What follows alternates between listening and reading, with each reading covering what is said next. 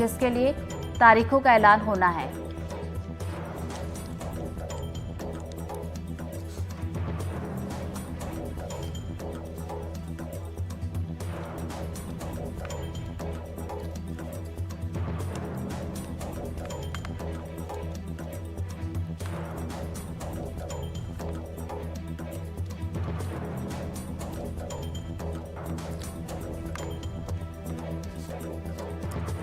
और चलिए इसी पर हम चर्चा करेंगे। अलग अलग शहरों से हमारे सहयोगी हमारे साथ जुड़ गए, सीधा उनका रुख करेंगे। आप जल्दी से बता देते, भोपाल से इजहार हमारे साथ जुड़ गए हैं, सतना से ज्ञान हमारे साथ जुड़े हैं, रायपुर से नीलेश जुड़ गए हैं और ग्वालियर से देव जी हमारे साथ जुड़ गए। और चलिए सबसे पहले इजहार का रुख कर लेते हैं। इजहार, देखिए अब इंतजार की घड़ियां जल्द ही खत्म होने वाली है। इंतजार सभी को है कि घड़ी में कब 3 बजेंगे और चुनाव आयोग की प्रेस कॉन्फ्रेंस होगी और तारीखों का ऐलान हो जाएगा। बिल्कुल, देखिए काउंटडाउन शुरू हो चुका है और अब सिर्फ 4 घंटे बाकी हैं ऐलान होने में लोकसभा चुनाव के। और अगर हम मध्य प्रदेश की बात करें तो मध्य प्रदेश में भी जो राजनीतिक पार्टियां हैं उनके साथ साथ जो मध्य प्रदेश की 8.5 करोड़ जनता है उसको इंतज़ार है कि कब चुनाव आयोग तारीखों का ऐलान करेगा और कब मध्य प्रदेश में लोकसभा चुनाव होंगे। अगर हम राजनीतिक समीकरण की बात करें तो मध्य प्रदेश में 29 लोकसभा सीटें हैं। 2014 में इन 29 में से कांग्रेस ने 2 सीटें जीती थी। सिंधिया भी कांग्रेस के सांसद थे, लेकिन 2019 में जो ये संख्या थी 2 से घटकर 1 रह गई। कांग्रेस के नकुल नाथ जीत पाए, सिंधिया चुनाव हार गए। तो अब 2023 में अटकलें लगाई जा रही हैं, अंदाजा लगाया जा रहा है, भविष्यवाणी की जा रही है। जहां भारतीय जनता पार्टी के बड़े नेता, चाहे सीएम मोहन यादव हों, चाहे वीडी शर्मा हों, चाहे शिवराज सिंह चौहान हों, वो लगातार दावा कर रहे हैं कि इस बार हम सभी 29 लोकसभा सीटें जीतेंगे। 29 कमल के फूल की माला को मोदी जी के गले में पहनाएंगे। तो वहीं कांग्रेस दावा कर रही है कि छिंदवाड़ा तो जीतेंगे जीतेंगे, छिंदवाड़ा के साथ में कुछ और सीटें भी जीतेंगे। तो कहीं ना कहीं दोनों ही दल अपनी अपनी दावेदारी पेश कर रहे हैं। और लेकिन अगर हम बात करें पल्ला भारी होने का, तो कहीं ना कहीं भारतीय जनता पार्टी का पल्ला भारी है, क्योंकि जिस तरह से विधानसभा चुनाव में उसने बड़े मैंडेट के साथ सरकार बनाई है, कांग्रेस के कई बड़े बड़े दिग्गजों को चुनाव हारना पड़ा है, कमलनाथ को अपना अध्यक्ष पद गंवाना पड़ा, तो उस भारतीय जनता पार्टी का कॉन्फिडेंस लेवल काफी हाई है। और अगर हम बात करें कांग्रेस की, तो कांग्रेस विधानसभा चुनाव के बाद से लगातार कोशिश कर रही थी कि जो हार है उसको भुलाकर जो कार्यकर्ता हैं, नेता हैं, उनको चुनाव के लिए तैयार किया जाए। लेकिन जिस तरह से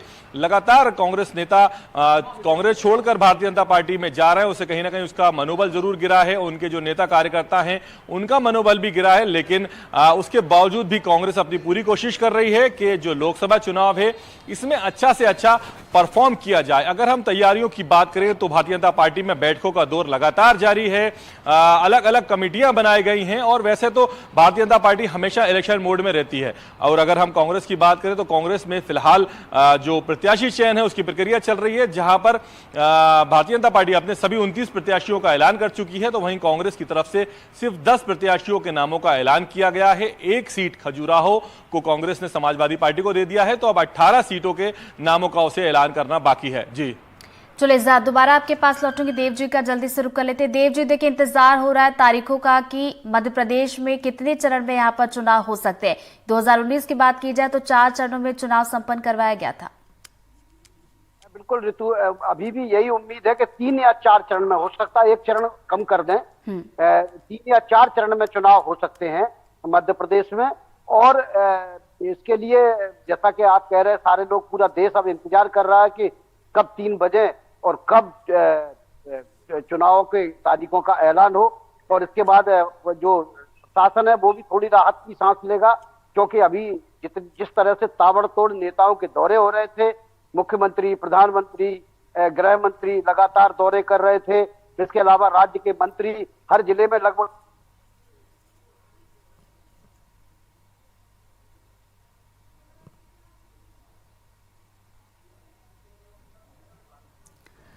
तो चलिए देव जी से हम दोबारा जुड़ने की कोशिश करेंगे। एक बार फिर से हमारे सहयोगी ज्ञान का रुख कर लेते हैं। सतना से हमारे साथ ज्ञान जुड़े हुए हैं। ज्ञान, देखिए तारीखों के ऐलान के साथ अब जनता के मूड की बात की जाए तो जनता का मूड भी अब इलेक्शन वाला होने वाला है। जी, मैं बताना चाहूंगा कि देखिए अब तो चंद घंटे बचे हैं कि तारीख का ऐलान होने वाला है। और जैसा अभी देव हमारे वरिष्ठ सहयोगी देव जी बता रहे थे कि मध्य प्रदेश के अंदर 3 या 4 फेजेज में संभावित है। जहां तक जिस एरिया को मैं बिलोंग करता हूं, विंध्य का जो क्षेत्र है, विंध्य में 4 लोकसभा हैं, सतना, रीवा, सीधी और शहडोल। तो मतलब अगर सतना प्रॉपर की मैं बात करूं, तो सतना तो टोटल भाजपा का बहुत परंपरागत गढ़ रहा है। अगर पिछली 6 लोकसभा सीटों पर नजर डालें तो 2 बार सतना से रामानंद सिंह ने इस सीट का प्रतिनिधित्व किया भारतीय जनता पार्टी की सीट पर, और 4 बार से लगातार जिनको वर्तमान प्रत्याशी बनाया गया गणेश सिंह, 4 बार से वो लगातार सांसद है सतना लोकसभा से। लेकिन अब इस बार चूंकि थोड़ी सी समीकरण कुछ बदले हैं, क्योंकि विधानसभा का जो चुनाव हुआ है अभी हाल ही में जो 2 महीने पहले हुआ है, उसमें जो लोकसभा प्रत्याशी सांसद गणेश सिंह जी हैं, इनको जो सतना के ही विधायक हैं, कांग्रेस विधायक सुखलाल कुशवाहा के पुत्र हैं सिद्धार्थ कुशवाहा, जो यहाँ के पूर्व सांसद रहे हैं। तो अब उसी सिद्धार्थ कुशवाहा वर्सेस गणेश सिंह का विधानसभा चुनाव हुआ था, जिसमें गणेश सिंह को हार का सामना करना पड़ा था। और अब ये एक लोकसभा चुनाव में भी दोनों सेम प्रत्याशी जो विधानसभा में थे आमने सामने, वही इस लोकसभा में भी सिद्धार्थ कुशवाहा बनाम गणेश सिंह हैं। तो अभी चूंकि बहुत प्रारंभिक दौर है, अभी बहुजन समाज पार्टी ने यहाँ पर अभी अपना प्रत्याशी घोषित नहीं किया है।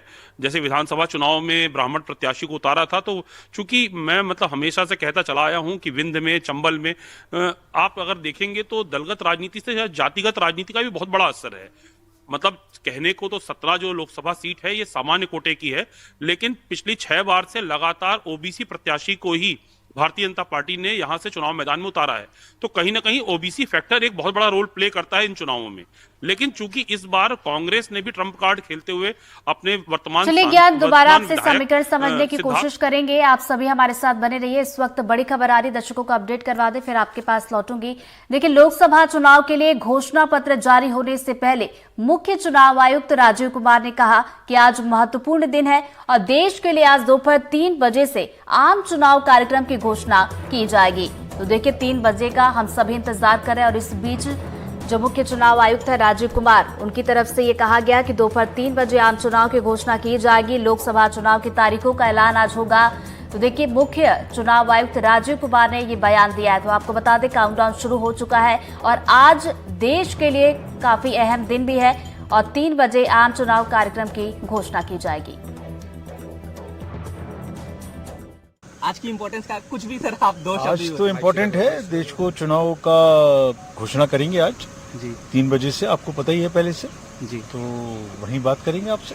आज की इम्पोर्टेंस का कुछ भी सर आप 2 शब्द। आज तो इम्पोर्टेंट है, देश को चुनाव का घोषणा करेंगे आज जी 3 बजे से, आपको पता ही है पहले से जी। तो वहीं बात करेंगे आपसे। तो चलिए हमारे सहयोगी लगातार हमारे साथ बने हुए ज्ञान का रुख कर लेते। ज्ञान, अपनी बात पूरी कीजिए।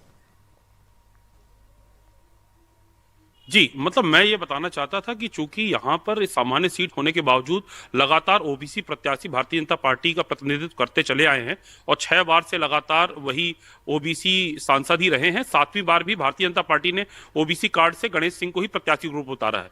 कांग्रेस ने इस बार जरूर जो है, चूंकि कांग्रेस इस बात को समझ रही है कि ओबीसी का एक बड़ा वोट बैंक है सतना में, इसलिए कांग्रेस ने भी अपने सिटिंग एमएलए जो सिद्धार्थ कुशवाहा हैं उनको चुनाव में उतारकर इस पूरे मामले को बहुत रोचक बना दिया है। अब मुद्दा यह हो गया कि कांग्रेस बनाम भाजपा जो है ओबीसी बनाम ओबीसी हो गया है। ऐसे में चूंकि सवर्ण मतदाताओं की संख्या बहुत है और ओरिजिनली ये सामान्य सीट है, तो यहां पर सवर्ण मतदाताओं का रुख जो है बहुत निर्णायक होगा। अभी हाल ही के विधानसभा चुनाव में भी यही देखने को मिला कि ओबीसी वोटों का जो ध्रुवीकरण था वो ही भारतीय जनता पार्टी की स्थानीय सीट जो थी, जिसमें सांसद गणेश सिंह चुनाव लड़े थे, उनके खिलाफ हुआ और कहीं ना कहीं उन्हें हार का सामना करना पड़ा। तो इस बार ये जरूर बहुत महत्वपूर्ण होगा, चूंकि बहुजन समाज पार्टी की भी अभी प्रत्याशी घोषित नहीं हुए हैं। तो अभी ये कयास लगाए जा रहे हैं कि बहुजन समाज पार्टी का जो प्रत्याशी होगा वो भी काफी डिसाइसिव हो सकता है। हालांकि बीएसपी विनिंग सीट में लायक नहीं है, लेकिन कहीं ना कहीं ध्रुवीकरण बनाने की में बड़ी भूमिका होगी बहुजन समाज पार्टी के प्रत्याशी की भी। तो बिल्कुल देखना होगा कि इसमें किसको प्रत्याशी बनाया जाता है। ज्ञाना बने रही हमारे साथ। नीलेश का रुख कर लेते, छत्तीसगढ़ के समीकरण समझने की भी कोशिश करेंगे। लेकिन पहला सवाल यही नीलेश की, अभी तक हम छत्तीसगढ़ में जो ट्रेंड देखते हैं कि 3 चरणों में यहाँ पर चुनाव होता रहा है, इस बार की अगर बात की जाए तो क्या 3 चरण ही होंगे या फिर घट बढ़ भी सकते हैं, क्या लग रहा है?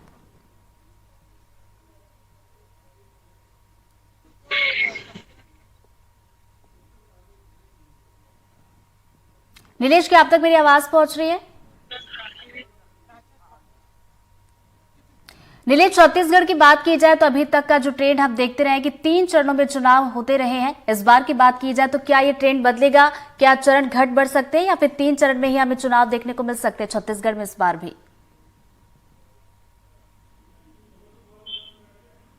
संवेदनशीलता के लिहाज से देखें तो परिस्थितियां 2019 के मुताबिक ही हैं, बहुत ज्यादा अंतर नहीं हुआ है। इस वजह से माना जा रहा है कि पिछली बार की तरह ही 3 चरण में मतदान होंगे, लेकिन हो सकता है कि 3 चरण की जगह 2 चरण में कर लिया जाए। पहले चरण में अति संवेदनशील जो सीटें हैं, खासकर बस्तर, कांकेर और राजनांदगांव से उस पर मतदान हो, और सेकेंड जो दूसरा चरण है उसमें मैदानी इलाके और सरगुजा के जो पहाड़ी इलाके और जंगली इलाके वहाँ पर जंगल इलाके वहाँ पर मतदान हो। तो 2 चरण तो कम से कम माना ही जा रहा है, लेकिन परिस्थितियां बहुत नहीं बदली, तो हो सकता है पिछली बार की तरह ही 3 चरण में मतदान हो। चलिए दोबारा आपके पास लौटूंगी। नीलेश, देव जी का यहाँ पर रुक करते। देव जी, मोदी जी ने कल चिट्ठी लिखी थी, उसका कितना असर देखने को मिलेगा लोकसभा चुनाव पर? देखिए, राजनीति है तो राजनीति में ये सब ऋतु चलते रहते हैं। अब भावनाओं के तहत काम कांग्रेस भी करेगी, बीजेपी भी करेगी। और मोदी जी, जैसा कि उनके बारे में कहा जाता है, उनकी पार्टी के बारे में भी, कि वो तो 365 दिन 24/7 वो भारतीय जनता पार्टी हो या मोदी हो, चुनावी मूड में रहते हैं। तो वो ऐसा कोई मौका नहीं गंवाते कि जिससे भावना जो वोटर है उससे सीधे कांटेक्ट करने का मौका ना मिले।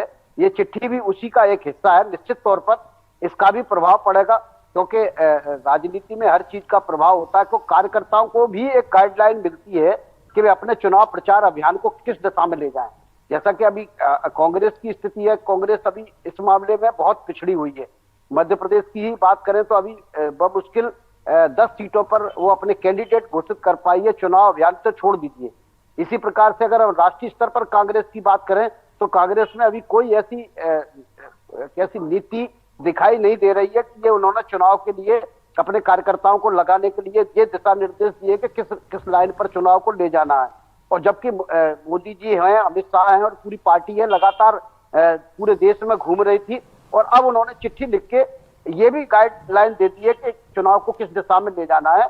तो उस चिट्ठी के आधार पर सबसे बड़ा जो बीजेपी को फायदा होगा, नेता हो या कार्यकर्ता हो, सारे उसी लाइन पर चुनाव प्रचार अभियान आज से ही 3 बजे के बाद शुरू कर सकेंगे। तो निश्चित तौर पर इसका उनको बड़ा फायदा होने वाला है।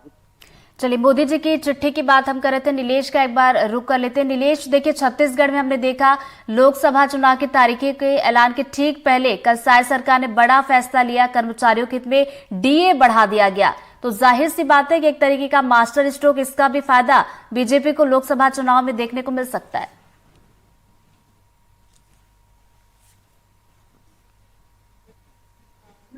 हर कदम पर अपना 100% देने की कोशिश कर रही है और एक दिखाने की भी कोशिश कर रही है कि हम हर मोर्चे पर चुनाव लड़ रहे हैं।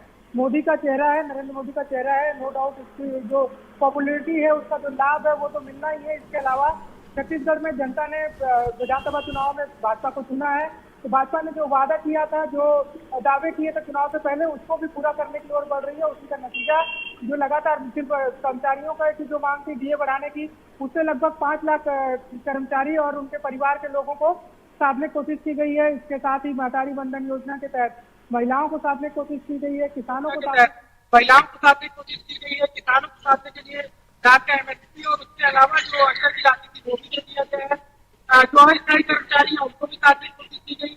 एक कमेटी बनाकर के अस्थायी कर्मचारियों की जो समस्या है, संस्था कर्मचारियों की जो समस्या है, उसको सुनने के लिए सरकार की ओर से एक कमेटी बनाई गई, जिसमें अधिकारियों के साथ साथ जो कर्मचारी संघ, जो अस्थायी कर्मचारी संघ है, उनके लोगों को शामिल किया जाएगा। जस्टिस के लिए बात की गई, और जो पार्टी स्तर पर है उसमें भी लगातार बैठकों का दौर चालू है। कांग्रेस के जो टारगेटेड जो भी प्रत्याशी हैं उनको टारगेट कर करके उनको टारगेट किया जा रहा है, उनके इमेज को पहुंचाने की कोशिश की जा रही है। तो हर मोर्चे पर बीजेपी चाहे सरकार का एंड हो, चाहे लोगों को साधने का एंड हो, या फिर विरोधियों को टारगेट करने का एंड हो, हर एंड पर अपना कदम बढ़ा रही है और दिखाने की कोशिश कर रही है कि चुनाव को 0 से लेकर ऊपर तक हर लेवल पर हम लड़ रहे हैं और हर स्तर पर अपनी अलग अलग काम किए जा रहे हैं। तो बीजेपी इस मामले में छत्तीसगढ़ में, चाहे वो सरकार का लाभ वाले की बात हो, चाहे सरकार का सरकार हो, या फिर पार्टी संगठन की बात हो, हर मोर्चे पर मजबूती के साथ दिखाने की कोशिश कर रही है।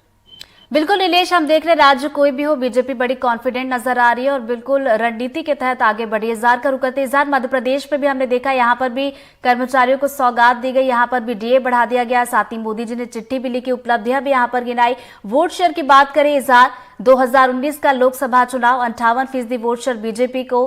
क्या लग रहा है कि ये जो तमाम यहाँ पर बातें की गई, जो उपलब्धियां गिनवाई गई, क्या ये वोट परसेंटेज जो है बीजेपी का बढ़ाने वाला है?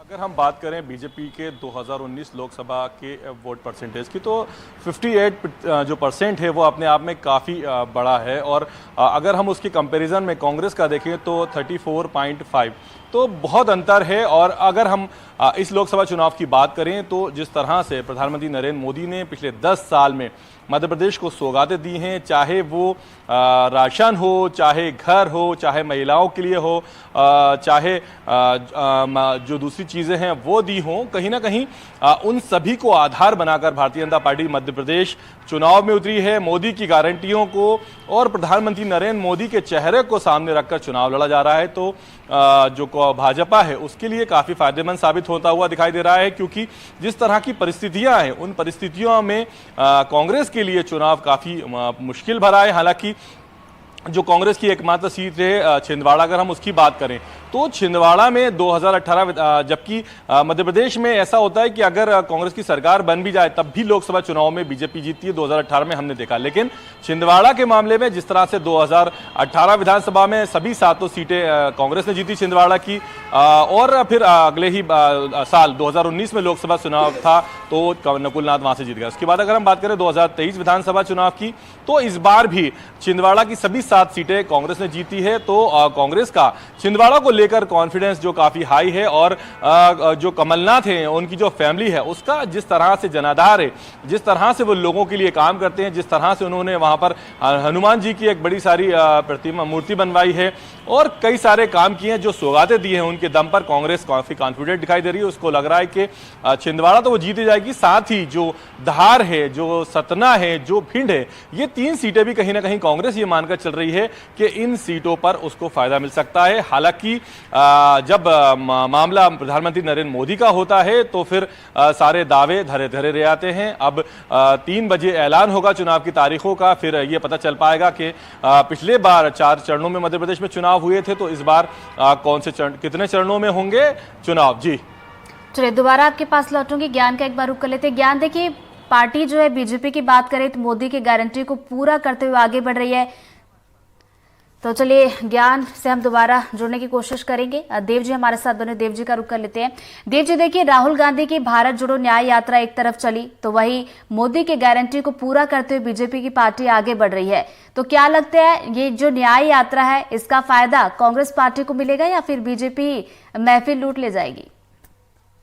देखिए ऋतु, ऐसा है कि भारतीय जनता पार्टी मोदी की गारंटी के साथ साथ उसने इस बात का भी ध्यान रखा है कि राहुल गांधी किस दिशा में चुनाव प्रचार को ले जा रहे हैं। राहुल गांधी ने जातीय जनगणना का मुद्दा उठा के पिछड़े वर्ग को अपनी तरफ करने की कोशिश की है। और आप देखेंगे कि बीजेपी ने पिछड़े वर्ग को भले ही मुद्दा ना उठाया हो जातीय जनगणना का, लेकिन लगातार चाहे मोहन यादव को मुख्यमंत्री बनाने का मुद्दा रहा हो या फिर आप प्रत्याशियों का चयन देखेंगे तो प्रत्याशियों के चयन में पिछड़े वर्ग को उन्होंने जिस तरह की तवज्जो दी है, वो जो है निश्चित तौर पर, जैसा कि अभी बात हो रही थी कि भारतीय जनता पार्टी किसी भी मोर्चे पर कम नहीं रहना चाहती है। मोदी की गारंटी है, मोदी द्वारा किए गए काम भी हैं, स्टेट गवर्नमेंट द्वारा कराए गए काम है, हितग्राही और लाभार्थियों को तक अपनी बात पहुंचाने का तरीका है। और जो धार्मिक लोग हैं उनके लिए राम मंदिर है, धारा 370 है, अब CAA लेके आए, तो हर स्तर पर काम करने की कोशिश कर रहे हैं। लेकिन राहुल गांधी ने जो जातीय जनगणना के मुद्दे को अपने गले में लगा रखा है, उससे निपटने का इंतजाम भी, उसके निपटने का भी प्लान उनके पास है। और आप देखेंगे कि बड़ी संख्या में जो 29 टिकट बीजेपी ने मध्य प्रदेश में दिए हैं, बड़ी संख्या में उसने पिछड़े वर्ग को टिकट दिए हैं। यहां तक कि ग्वालियर जैसी जगह में, जिसमें जब से 1952 से लेके आज तक भारतीय जनता पार्टी ने कभी भी पिछड़ों पर दांव नहीं लगाया और लगातार बीजेपी, अगर सिंधिया परिवार के लोगों का अपवाद छोड़ दें या एक आध जयपाल सिंह पवैया को छोड़ दें तो लगातार यहाँ से जो है बीजेपी जीतती चली आ रही है और उसने पिछड़े को कभी टिकट नहीं दिया। कांग्रेस हार रही है लेकिन पिछड़े को ही टिकट देती चली आ रही है। पिछले 5 चुनाव को अगर हम देखेंगे तो इस बार बीजेपी ने यहाँ पिछड़े वर्ग के व्यक्ति को टिकट दे दिया, कुशवाहा समाज के आदमी को। तो ये बताता है कि किस तरह से बीजेपी उस मोर्चे पर भी लड़ाई लड़ने के लिए पूरी शिद्दत के साथ तैयारी कर रही है। चलिए दोबारा आपके पास लौटूंगे, नीलेश का रुख कर लेते हैं। नीलेश, छत्तीसगढ़ की बात की जाए तो 2004 और 2019 ये 2 समय का लोकसभा चुनाव जहां पर कांग्रेस केवल और केवल 2 का आंकड़ा ही पार कर पाई थी, और इस बार के लोकसभा चुनाव की बात की जाए तो बीजेपी जाहिर सी बात है कि मजबूत स्थिति में दिख रही है, लेकिन कांग्रेस को भी कम नहीं आंकना चाहिए क्योंकि कांग्रेस भी बिल्कुल मजबूती के साथ दावा करती हुई नजर आ रही है कि इस बार सीट जो है उसका आंकड़ा बढ़ने वाला है।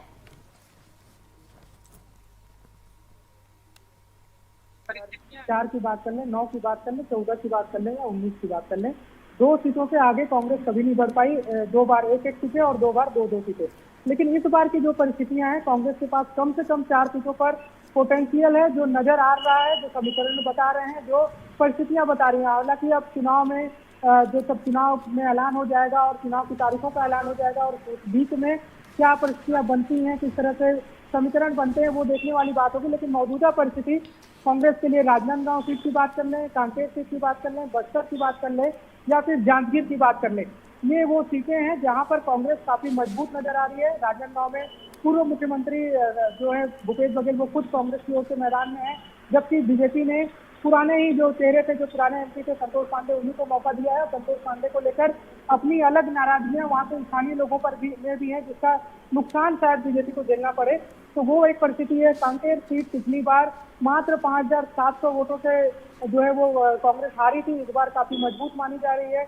बस्तर में पिछली बार जीत ही मिली थी। जांजगीर की जो लोकसभा की 8 सीटें हैं, जो जांजगीर लोकसभा में जो विधानसभा की 8 सीटें हैं, माफ करिएगा, वो सारी की सारी कांग्रेस के हिस्से में है। इस लिहाज से भी काफी मजबूत मानी जा रही है। इसके अलावा दुर्ग एक ऐसी सीट है जहां पर काफी कड़ा मुकाबला माना जा सकता है कांग्रेस और बीजेपी के बीच में। तो ये वो सीटें हैं जहां पर कांग्रेस को पोटेंशियल है, यानी कि 4 से 5 सीटें कम से कम कांग्रेस इस बार अगर मजबूती से लड़ती है, अपनी रणनीति पर लड़ती है और बीजेपी कहीं पर भी थोड़ी बहुत कमजोर पड़ जाती है, तो इन सीटों पर कांग्रेस के लिए एक बड़ा मौका है और इस बार इतिहास रचने का भी मौका है छत्तीसगढ़ बनने के बाद सबसे ज्यादा सीटें जीतने की। हालांकि अब कांग्रेस किस नीति पर जाती है, बीजेपी किसी तरह से डिफेंड करती है, ये सारी चीजें चुनाव में जब एंटर कर जाएंगे, चुनाव की जब परिस्थितियां बनेंगी तब सामने आएंगी। बिल्कुल, तो दावे तो अलग अलग पार्टियों की तरफ से किए ही जाते हैं और उसी तरीके के दावे यहाँ पर किए भी जा रहे हैं। हालांकि नतीजे बताएंगे कि किनके दावों में मजबूती रही। बहुत